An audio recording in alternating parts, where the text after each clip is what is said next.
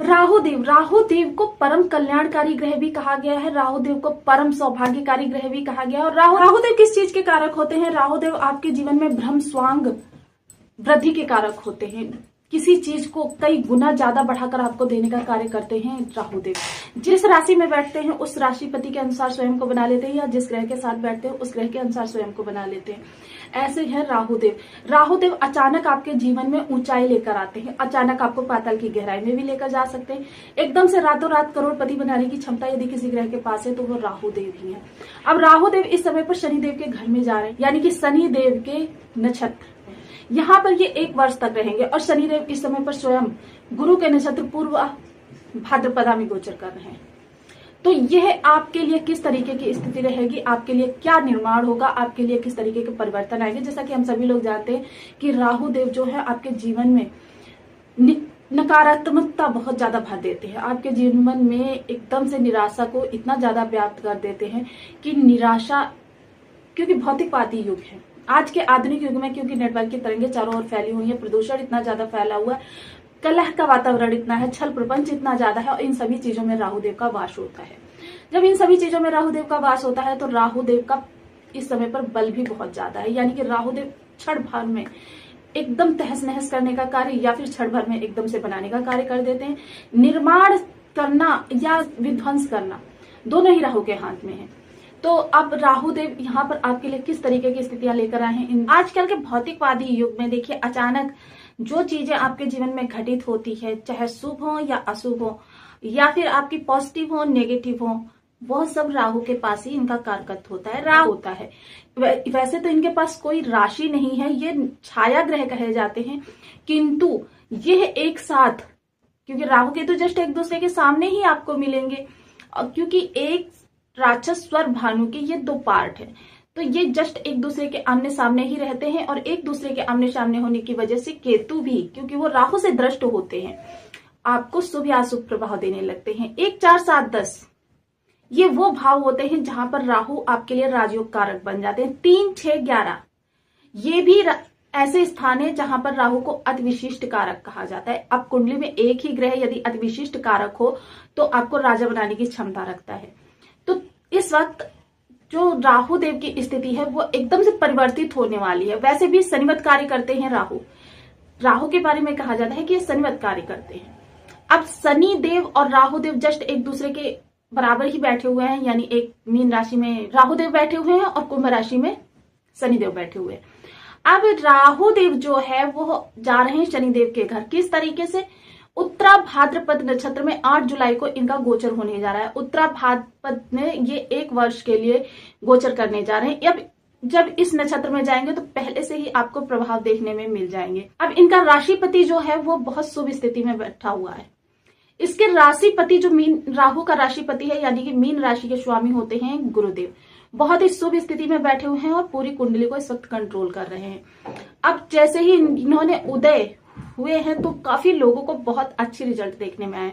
अब जब राहु शनि के नक्षत्र जाएंगे और शनिदेव स्वयं गुरु के नक्षत्र में है, तो इस तरीके से यदि देखें तो आप गुरुवत आपको प्रभाव मिलने प्रारंभ होंगे। तो किस तरीके से, तो बने रहिए हमारे साथ इस वीडियो में आपको बहुत कुछ जानने के लिए मिलेगा।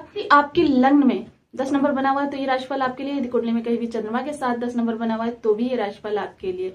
कुंडली ना होने की स्थिति में आप इसे नाम राशि से भी देख सकते हैं।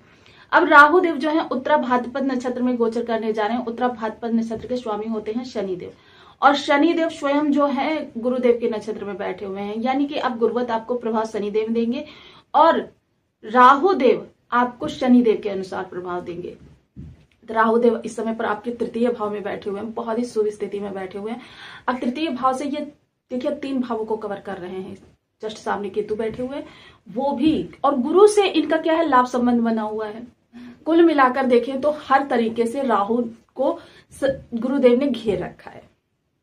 अब राहु चाह कर भी आपके लिए निगेटिव स्थितियां नहीं उत्पन्न कर पाएंगे।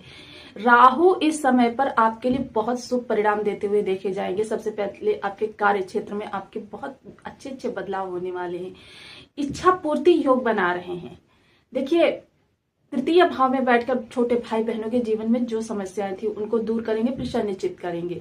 इसके अलावा यदि इस समय पर देखिए आपके जो भी कार्य में कार्य आप जो भी कर रहे हैं उसमें जो भी आपकी अड़चने आ रही थी वो बाधाएं अब समाप्त होती हुई दिखाई देंगी। प्रयास जो है आपको अभी से आपको 10% लाभ मिलना शुरू हो गया, क्योंकि ये मेजर ग्रह हैं और जब ये नक्षत्र परिवर्तन भी करते हैं तो पहले से करना प्रारंभ करते हैं, क्योंकि ये जब क्रॉस करते हैं एक नक्षत्र से दूसरे नक्षत्र तक तो काफी समय ले लेते हैं। तो अभी से आपको इसके प्रभाव देखने में आ गए हैं। देखिए अब शनि देव भी क्योंकि वक्री हो चुके हैं, वो उनका शनि वाला स्वभाव है वो उन्होंने छोड़ दिया है, वो भी अब तीव्र गति से आपको परिणाम देते हुए देखे जाएंगे। तो यहाँ पर अगर देखें तो इस समय पर आपकी जो स्थितियां हैं बहुप्रतीक्षित, यानी कि जिस समय की आप प्रतीक्षा कर रहे थे कि आप किसी कार्य को करने की का शुभारंभ करें और वो कार्य आपका बिना विघ्न के पूर्ण हो जाए, वो स्थितियां यहाँ पर आपके ग्रह गोचर ने निर्मित की है। गुरुदेव पंचम भाव में बैठे हुए हैं, ज्ञान भाव में बहुत अच्छी स्थिति में बैठे हुए हैं। गुरुदेव भी इस समय पर देखिए दृष्टि से मकर राशि को देख रहे हैं, यानी शनि देव के तो आपकी लग्न को, यानी कि आपके लग्न को देख रहे हैं। तो आपके लग्न से इस समय पर देखिए जब लग्न बली होती है तो क्या होता है कि आपके जीवन की तमाम बाधाएं आप हंसते हंसते उनको पार कर लेते हैं। लेकिन जब लग्न में हमारे कोई विशेष प्रभाव नहीं होता है तो छोटी छोटी बाधाएं भी हमें बहुत बड़ी बहुत ज्यादा कारक लगने लगती हैं। अब शनि राहुदेव यहाँ पर बैठकर पंचम दृष्टि से आपके व्यापार को देखेंगे तो व्यापार में वृद्धि होगी। आपके पार्टनर के पद प्रमोशन के योग बने हुए हैं। पार्टनर यदि कार्यरत हैं, अगर पार्टनर आपके कार्यरत नहीं भी हैं तो भी इस समय आपको आपके दाम्पत्य जीवन में खुशहाली प्रसन्नता दिखाई देगी। तनाव जो है एकदम से समाप्त हो जाएगा। सप्तम दृष्टि से भाग्य भाव को देखेंगे तो भाग्य का साथ तो आपको मिल ही रहा है, क्योंकि नवम पंचम का संबंध गुरु के साथ बना हुआ है केतु का। केतु वैसे भी परम कल्याणकारी ग्रह है और जब भी इनका गुरु से संबंध हो जाए तो राहु की दृष्टिता समाप्त हो जाती है। नवम दृष्टि से देखेंगे आपके लाभ भाव को तो यहाँ पर ये इच्छा पूर्ति योग होता है। जब लाभ भाव आपका मजबूत होता है तो आपका इच्छा पूर्ति योग बनता है। आपकी कोई ऐसी इच्छा जो आप वर्षों से दबी पड़ी है और आप उसको पूर्ण नहीं कर पा रहे हैं, वह इस समय पर पूर्ण होती हुई दिखाई देगी। अब जीवन में जितनी भी आपके निगेटिविटी थी वो समाप्त होती हुई दिखाई देगी। तो यहाँ पर आपके लिए बहुत शुभ स्थितियों का निर्माण कर चुके हैं राहुदेव।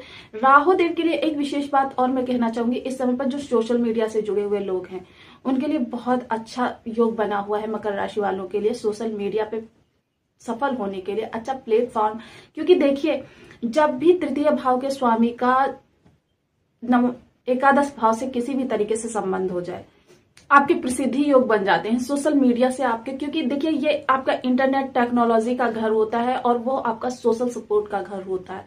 दोनों जब एक दूसरे से मिल जाते हैं तो आप सोशल लाइफ में बहुत ज्यादा एक्टिव हो जाते हैं और आपकी सोशल लाइफ जो है बहुत प्रसिद्धि तक पहुंच जाती है। तो आपके लिए बहुत अच्छे योग बने हुए हैं। इच्छा पूर्ति योग भी बना हुआ है और इस समय पर आपके जो ग्रहों की चाल है वह बहुत ही आपके लिए शुभ कारक है। तो सबसे पहले तो मैं ये आपसे यही अनुरोध करना चाहूंगी कि इस समय पर यदि आप कोई वर्क से रिलेटेड काम करना चाहते हैं तो कर डालिए, क्योंकि प्रयास भी आपके सही हैं, भाग्य का भी साथ मिल रहा है, आपको सोशल सपोर्ट भी मिल रहा है, अधिकारी वर्ग का भी साथ मिलता हुआ दिखाई दे रहा है। क्योंकि इस समय पर आपका दशम भाव भी जागृत हो रहा है, क्योंकि सुख भाव से बैठकर सीधे मंगल दृष्टि डाल रहे हैं। तो आपके लिए बहुत सुंदर ग्रह गोचर बना हुआ है। अब ग्रह गोचर का और अधिक साथ चाहिए, क्योंकि देखिए इस समय पर अगर देखें तो हर तरीके से गुरु ने पूरे प्रभाव में ले रखा है कुंडली को। तो गुरु को बलि करने के लिए आपको कुछ उपाय भी कर लेने चाहिए। गुरु को बलि करने के लिए आप क्या कर सकते हैं, सबसे पहले तो आप बीज मंत्रों का जाप करें। ओम ब्रह्म बृहस्पति नमः, इस बीज मंत्र का आप 1 माला 2 माला 5 माला 7 माला 11 माला का जाप अपनी सुविधा अनुसार करना प्रारंभ करें। केसर का तिलक मस्तक कंठ जिह्वा पर करें। हल्दी मिश्रित जल से पीपल की जड़ को या फिर केले की जड़ को प्रतिदिन सींचे धर्म स्थान पर जाते रहें। चने की दाल 1.25 किलो लेकर उसमें 5 हल्दी की गांठें डालकर प्रत्येक बृहस्पतिवार को धर्म स्थान पर दान करें। धर्म स्थान नहीं, जहाँ के लंगर वगैरह हो रहे हैं वहां पे दान करें। बड़े बुजुर्गों का सदैव सम्मान करें। पीले वस्त्र ज्यादा से ज्यादा धारण करें। पीली मिठाई बृहस्पतिवार के दिन भगवान को भोग लगाकर आप वितरण कर सकते हैं। विष्णु सहस्त्र नाम का पाठ कर सकते हैं। तीर्थ स्थानों पर और ऐसे समय में तीर्थ स्थानों पर जाते रहें। और ऐसे समय पर यदि आपने एक बार भी गंगा स्नान कर लिया तो आपके इस ग्रह गोचर का आपको बहुत ज्यादा लाभ मिलना प्रारंभ हो जाएगा, तुरंत एक्टिव हो जाएगा ये ग्रह। तो आपको वीडियो कैसी लगी मुझे कमेंट बॉक्स में जरूर बताएं। चैनल पर न्यू है तो प्लीज वीडियो को लाइक शेयर, चैनल को सब्सक्राइब करना बिल्कुल ना भूलें। मिलती हूँ नेक्स्ट वीडियो में, तब तक के लिए नमस्कार। अपना ध्यान रखें, स्वस्थ रहें।